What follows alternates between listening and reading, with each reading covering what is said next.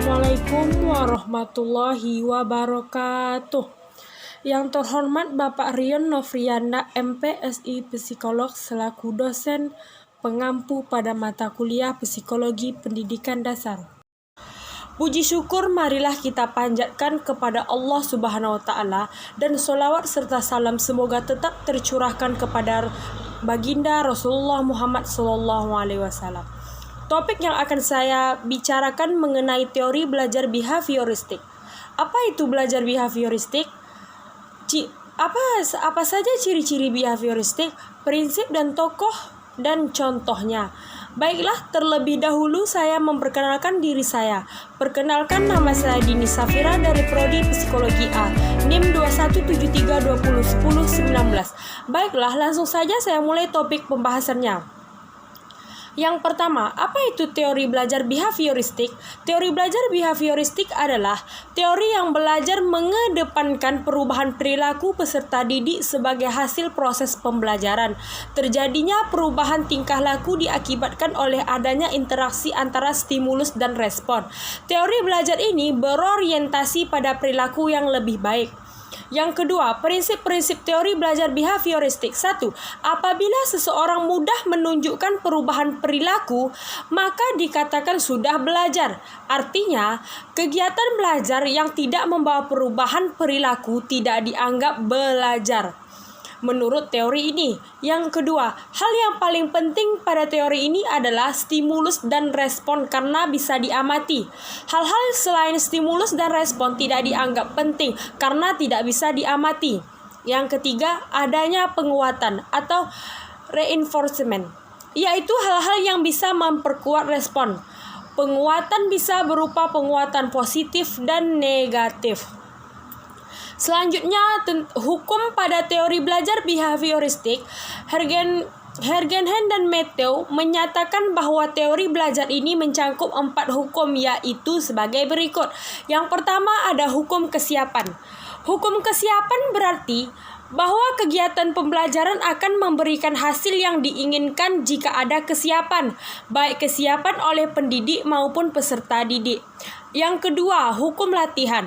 Hukum latihan memiliki arti bahwa semakin banyak latihan, semakin besar peluang untuk berhasil. Artinya, kegiatan pembelajaran akan berhasil jika peserta didik dibiasakan untuk latihan secara konti dan terukur. Yang ketiga, hukum efek. Hukum efek berarti bahwa efek yang dirasakan oleh peserta didik setelah belajar akan memotivasi dirinya untuk terus belajar. Contohnya, seorang peserta didik mendapatkan hadiah berupa buku paket matematika karena berhasil mendapatkan nilai sempurna di ujian tulis matematika. Efek yang dirasakan adalah bangga dan bahagia. Efek itu diharapkan bisa memotivasi peserta didik tersebut untuk terus belajar. Yang keempat, hukum sikap. Hukum sikap berarti sikap yang terbentuk setelah melakukan pembelajaran. Perubahan sikap dipengaruhi oleh hal-hal yang ia dapatkan selama kegiatan pembelajaran berlangsung. Selanjutnya, tokoh-tokoh pelopor dan teori belajar behavioristik. Ada Edward Thorndike. Dia berpendapat bahwa sebuah perilaku harus terus direduksi hingga tahap yang paling sederhana, kesatuan stimulus respon. Kesatuan stimulus respon adalah unsur-unsur perilaku atau bukan kesadaran dan merupakan bahan penyusun dari perilaku kompleks yang terbangun. Thorndike mengkaji pembelajaran mengenai hewan melalui laporan-laporan Romanes dan Morgan yang menggambarkan cara kucing dan anjing membuka grendel pada gerbang kotak pastel, alat yang dibuat Thorndike untuk melakukan penelitiannya. Sehingga dengan penelitian ini Thorndike menulis tentang pelekatan dan atau peniadaan. Yang kedua ada Ivan Petrovich Pavlov. Stimulus respon Pavlov. Respon mengeluarkan liur inilah yang disebut respon alamiah dari sistem digestif. Tidak dibutuhkan pembelajaran untuk memunculkan respon ini. Pavlov menyebutnya dengan respon tak terkondisi. Sedangkan meneteskan air liur pada saat menerima makanan, inilah yang biasa disebut dengan refleks terkondisi. Untuk memfokuskan diri kepada eksperimennya, Pavlov juga berusaha agar stimulus lain tidak mempengaruhi anjing-anjing percobaannya.